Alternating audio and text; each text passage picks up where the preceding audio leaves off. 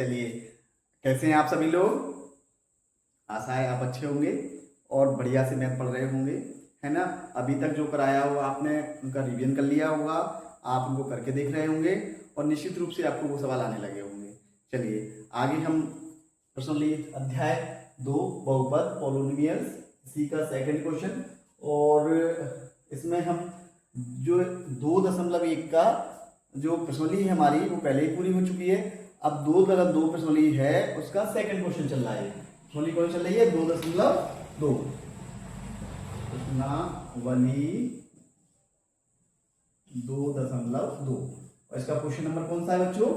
दूसरे का पहला, है ना। पहले के हम सारे क्वेश्चंस कर चुके हैं, मैंने आपको विधि बता रखी थी और उसको करवा भी दिया था, है ना। अब हम प्रश्न नंबर 2 का पहले पे पहुंच गए। क्वेश्चन पढ़ता हूं बच्चों।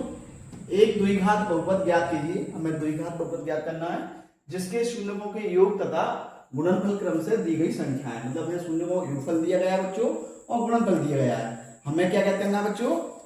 द्विघात बहुपद ज्ञात करना है। तो चलिए मान लेते हैं, इसमें हम हल करना शुरू करना है बच्चों। यहां से हल हल माना कि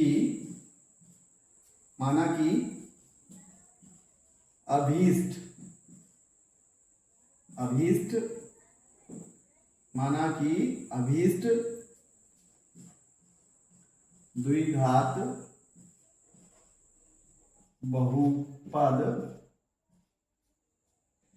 ax² plus bx plus c है। ये मान लिया बच्चों, है ना। ax² plus bx plus c है, जिसके शून्यक अल्फा तथा बीटा हैं। ये मान लिया बच्चों, है ना। जैसे हमने कहा था द्विघात बहुपद क्या थी, तो अपन मान लिए माना कि अभीष्ट द्विघात बहुपद ax² plus bx plus c है, जिसके शून्यक अल्फा तथा बीटा हैं। अब बच्चों हमें जब ये हमने मान लिया है ना, और अल्फा बीटा इसके शून्यक हुआ है, तो ये शून्य को योगफल भी दिया है, हमें गुणनफल दिया है। तो क्या हो जाएगा ये? तब क्या होगा बच्चों? हम जानते हैं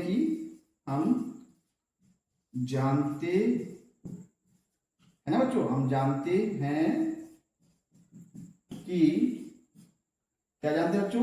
अल्फा प्लस बीटा बराबर, है ना बच्चों, क्या होता है? माइनस बी बटे ए होता है ना बच्चों। अब अल्फा प्लस बीटा कितना दिया हुआ बच्चों हमको? 1/4 बराबर माइनस बी बटे ए। तो यहाँ आप देख पा रहे बच्चों, ए का मान कितना आ गया? 4 आ गया। यहाँ कुछ करना ही नहीं है। अगला स्टेप और क्या दिया हुआ है? तथा अल्फा बीटा बराबर क्या होता है बच्चों? गुणनफल c बटे ए। अल्फा बीटा कितना दिया? -1 दिया है बराबर c अपॉन ए। बच्चों जब इस तरह की क्वेश्चन था तो आप इसमें 1 नीचे कर लो, 1 बटे में और कर लो, लेकिन फिर भी आप देखोगे क्वेश्चन हमारा एक ही है। यहाँ आप देख पा रहे ए का मान 4 है। बच्चों कंसेप्ट समझना इसमें, यहाँ ए का मान 4 है और यहाँ ए का मान कितना रहा है? 1 आ रहा है ना। तो ये तो संभव नहीं है, तो हम 4 को तो बदल नहीं सकते, पर इसको बदल सकते हैं। हम क्या कर सकते हैं? ये अंश है और ये हर है, तो हम इसमें समान संख्या का ऊपर नीचे गुणा कर सकते हैं। तो बच्चों ऐसे सवाल अगर आ जाए जिसमें ए का मान कोई संख्या आ रहा हो, तो आप उसी संख्या का जहां हमें ज्ञात करना उसका ऊपर नीचे गुणा कर दें। तो हम इसमें क्या करेंगे? 4 का गुणा ऊपर कर देंगे और 4 का गुणा नीचे कर देंगे। इससे फायदा क्या हुआ? 4 गुणा जब 1 में किया तो लड़के 4 आए बच्चों, और 4 एकम 4, इसका जी हो गया c अपॉन ए। अब यहाँ आप देखोगे बच्चों, तो यहाँ ए का मान यहाँ भी 4 है और ए का मान यहाँ भी 4 है। इस तरह से हमारा एक ही वैल्यू आ गई। ए बराबर कितना आ गया बच्चों? 4 आ गया। कोमा बी बराबर कितना आ गया बच्चों? देखिए बी का मान आएगा 1। अब माइनस बी बराबर 1 दिया है, तो बच्चों हमें बी का मान चाहिए, तो माइनस को इधर कर देंगे, तो बी बराबर कितना आएगा? -1। और यदि बच्चों इधर भी माइनस है ना, तो फिर बी का मान धन में आएगा। लेकिन यदि इधर प्लस का, तो बी का मान माइनस में ही आएगा, है ना बच्चों, क्योंकि हमें प्लस बी का मान चाहिए और यहाँ दिया माइनस, तो इस माइनस को हम इधर पक्षांतर कर देंगे, तो बी का मान -1 हो गया। ठीक है बच्चों। और c इक्वल टू कितना आ गया? -4। c इक्वल टू -4 है। इस तरह से a b c के बच्चों हमने मान ज्ञात कर लिए। अब द्विघात बहुपद हमने क्या माना था बच्चों? ax² plus bx plus c। तब क्या हो जाएगा भाई? तब हम क्या बच्चों इसमें मान रख देंगे? द्विघात बहुपद